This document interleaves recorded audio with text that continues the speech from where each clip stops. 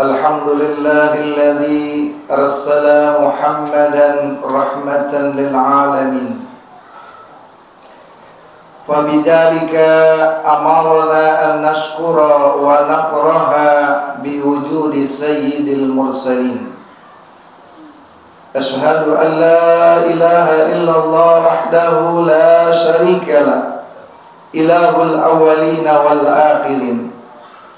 Wa ashhadu anna sayyidana wa nabiyyana Muhammadan abduhu wa rasuluhu as-sadiqul wa'dil amin. Allahumma salli wa sallim wa barik ala sayyidina Muhammadin wa ala alihi wa sahbihi wa man tabi'ahu bi ihsanin ila yaumiddin, amma ba'du. Fa ya ibadallah, usikum wa iyaya bitaqwallah wa ta'atihi la'allakum tuflihun. Qala Allah Ta'ala fil Qur'anil Karim wa huwa asdaqul qailin. A'udzu billahi minasy syaithanir rajim. Bismillahirrahmanirrahim. Ya ayyuhalladzina amanu taqullaha haqqa tuqatih wa la tamutunna illa wa antum muslimun. Wa qala an-nabiyyu sallallahu alaihi wasallam, ittaqillaha haitsu ma kunta wa ati sayyi'atal hasanata tamhuha wa khaliqin nasa bi khuluqin hasan. Ma'asyiral hadirin rahimakumullah. Di dalam kitab Syarahul Ummah Al-Muhammadiyah yang ditulis oleh Dr. Al-Muhaddits Syekh Alwi bin Muhammad bin Alwi Al-Maliki Al-Hasani, di situ dicatatkan ada satu hadis yang akhir sanadnya sampai kepada Sayyidina Umar ibn al-Khattab radhiyallahu anhu. Hadis itu berbunyi, Ja'a Jibrilu ilan Nabi sallallahu alaihi wasallam fi hinihi ghairihi alladhi kana ya'tihi. Faqama ilaihi Rasulullah sallallahu alaihi wasallam. Datang malaikat Jibril menghadap kepada Rasulullah sallallahu alaihi wasallam. Tetapi menghadapnya ini tak biasa beliau menghadap. Malaikat Jibril alaihissalam menghadap kepada Rasulullah dengan muka yang muram, hati yang sedih, nuansanya tidak menyenangkan, sehingga membuat tanda tanya kepada Rasulullah SAW. Lalu pada saat itu Rasul sedang duduk, melihat kedatangan malaikat Jibril, Rasulullah berdiri kemudian bertanya, "Ya Jibril, ma'araka mutaghayyirul laun?" Jibril, kenapa aku lihat kau mukanya beda sekarang ini? Kau datang dalam keadaan seperti orang yang sedih. Ada apa gerangan? Malaikat Jibril bilang, "Ya Rasul, hari ini aku akan menyampaikan berita dari Allah Subhanahu wa ta'ala tentang neraka." Rasul pada saat itu masih belum mengenal bagaimana neraka tersebut, sehingga membuat penasaran dan semakin menarik untuk bertanya kepada malaikat Jibril. Lalu kata Rasulullah, "Ya Jibril, siplin nar wan akli jahannam." Coba bagaimana kau sifati neraka jahanam itu? Lalu malaikat Jibril berkata, "Ya Muhammad, inna Allah tabaraka wa ta'ala amara bi jahannama fa ukida alaihi alfa amin hatta ibyata." Ya Rasul, Allah Subhanahu wa ta'ala memerintahkan kepada penjaga pintu neraka untuk memanaskan api neraka selama 1000 tahun. sehingga api itu berwarna putih.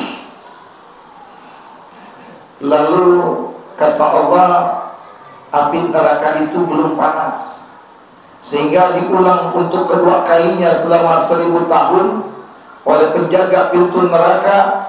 Berubah api tersebut berwarna merah. Setelah 2000 tahun dipanaskan, ternyata api itu belum dianggap panas oleh Allah Subhanahu wa ta'ala.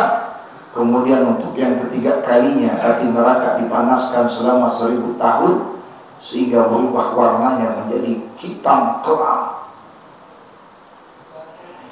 Malaikat Jibril meneruskan berita yang disampaikan kepada Nabi Muhammad dari Allah Subhanahu wa ta'ala. Law anna qadra saqbin min ibratin putiha min jahannama lamata man fil ardi kulluhum jami'an min harrihi. Ya Rasul, yang Allah utus engkau sebagai Rasul dengan kebenaran, jikalau ada api neraka itu dilemparkan ke atas dunia ini sebesar lubang jarum saja, yang kita tahu bentuknya sangat kecil, maka saat itu pula manusia seluruhnya mati seketika, saking panasnya api neraka yang sebesar lubang jarum. Kata malaikat Jibril, jikalau rantai dari neraka jahanam satu rantai saja diletakkan di atas gunung yang paling tinggi di dunia ini, maka langsung gunung tersebut masuk ke dasar tanah yang paling dalam, saking beratnya satu rantai dari rantai-rantai neraka jahanam. Rasul semakin takut.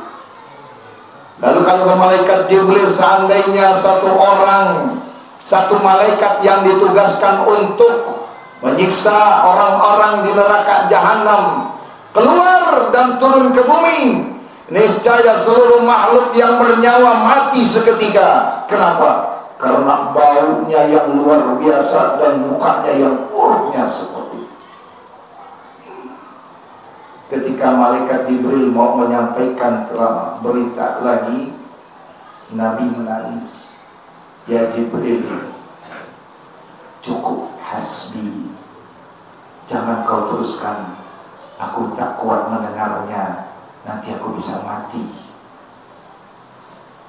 Melihat Nabi menangis, Jibril bertanya, ya Rasul, mengapa engkau menangis ketika aku sampaikan berita tentang neraka? Apa jawab Rasulullah? Ya Jibril, aku takut dengan ilmunya Allah Subhanahu wa ta'ala, aku bisa nanti dimasukkan ke dalam nerakanya Allah Subhanahu wa ta'ala. Itulah yang membuat aku menangis. Malaikat Jibril mendengar ucapan Rasul ikut menangis. Ditanya oleh Rasulullah SAW, kenapa engkau menangis ya Jibril? Aku pun takut sebagaimana engkau.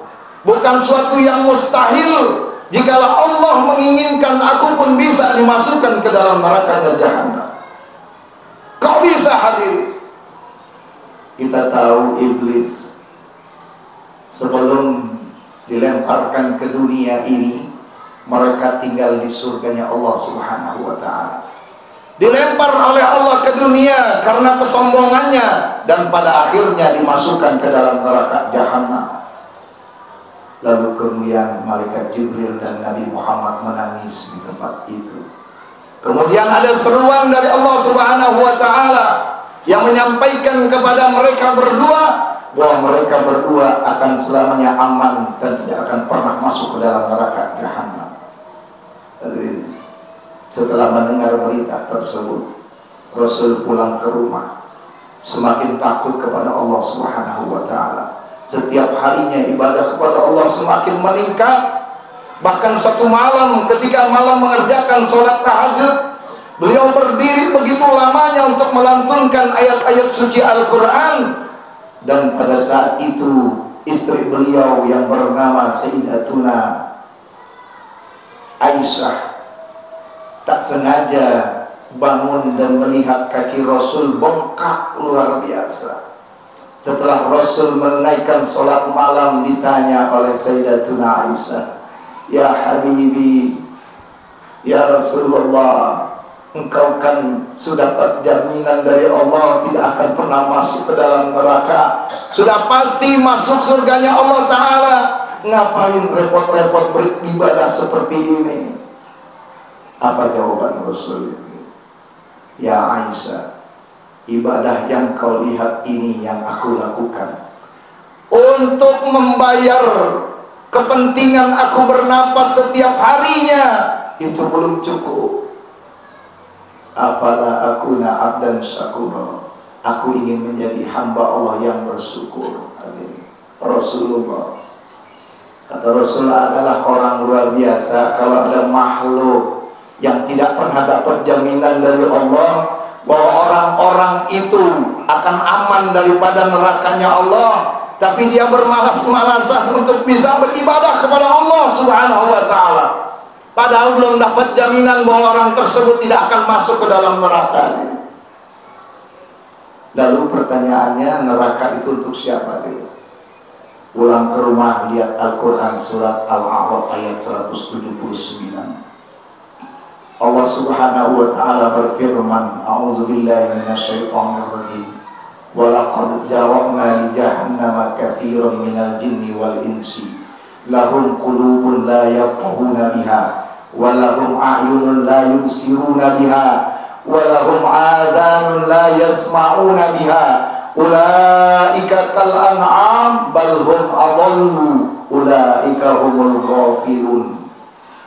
Kata Allah, sungguh kami telah sediakan neraka jahanam yang nanti penghuninya kebanyakan dari golongan jin dan manusia. Manusia seperti apa hadirin? Allah teruskan, "Satu, lahum qulubun la yafqahuna biha." Manusia yang punya hati di dalamnya, tetapi hatinya tidak pernah digunakan untuk memahami ilmu agama Islam, tapi tidak pernah belajar pengetahuan akan agamanya sendiri. Manusia yang punya hati, tapi hatinya kosong untuk mengingat Allah Subhanahu wa Ta'ala, tidak pernah digunakan untuk iman kepada Allah Subhanahu wa Ta'ala. Padahal kata Allah Subhanahu wa Ta'ala, "May yuridillahu bi khairan yufaqihu fid-din." Siapa orang yang diinginkan dirinya berbuat baik, maka orang tersebut akan diberikan oleh Allah kemudahan untuk mempelajari ilmu agama. Tanda orang baik adalah dia mau mempelajari ilmu agama yang dia miliki, yakni agama Islam. Karena kata Allah, isi hati manusia itu satu di antara dua. Wa may ya'su an dzikrir rahmani, surat Az-Zukhruf ayat 36. Siapa orang yang hatinya tidak diisi iman kepada Allah, kosong daripada zikir kepada Allah, tidak pernah digunakan untuk ingat kepada Allah Subhanahu wa Ta'ala, nuqayyid lahu syaitanan, maka yang mengisi hati manusia tersebut adalah setan. Wa huwa lahu qarin, setan akan menjadi teman dia. Kita tahu setan tidak pernah berbuat baik. Setan selalu mengajak kepada keburukan. Setan selalu mendorong manusia untuk melakukan perbuatan maksiat. Dan siapa saja orang-orang yang dapat dipengaruhi setan, maka orang tersebut akan celaka.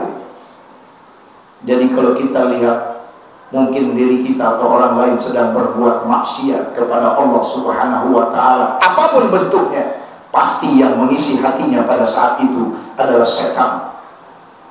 Kalau diikuti maka akan celaka. Mana buktinya?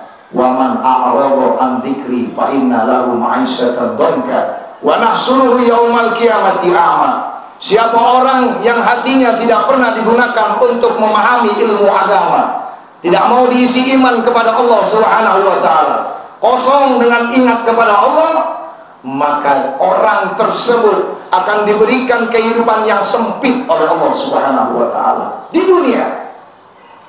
Sempit bukan berarti hidupnya melarat, bukan artinya tidak punya rumah, bukan artinya duitnya nggak ada, Sempit dalam arti Al-Quran tersebut.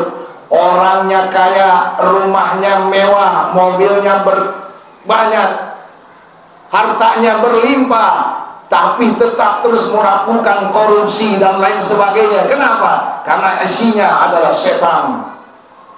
Dia diberikan kesempitan hidup, tidak pernah hidupnya tenang. Itu yang dinamakan kehidupan semu. Dan nanti di akhirat orang tersebut dibangkitkan oleh Allah Subhanahu wa Ta'ala dalam keadaan buta. Kenapa dia protes nanti di akhirat? Ya Allah, kenapa aku dibangkitkan dalam keadaan buta? Orang tersebut protes. Padahal dulu di dunia aku ini melek, dapat melihat. Apa jawab Allah? Dulu kau di dunia tidak pernah melihat ayat-ayat yang aku berikan kepada Rasul. Kau lupakan ayat-ayat Allah, yaitu Al-Quran, maka pada hari ini kami melupakan engkau. Jadi kalau ada manusia yang hatinya kosong dari iman, tidak mau digunakan untuk memahami ilmu agama, maka nanti dia akan digiring untuk bisa masuk ke dalam neraka jahanam. Lalu yang kedua, lahum a'yunun la yubsiruna biha. Manusia punya mata, tapi matanya tidak pernah digunakan untuk melihat Al-Quran. Matanya tidak pernah lihat untuk kebaikan-kebaikan. Kita tanya diri kita, apakah setiap hari kita pernah lihat Al-Quran?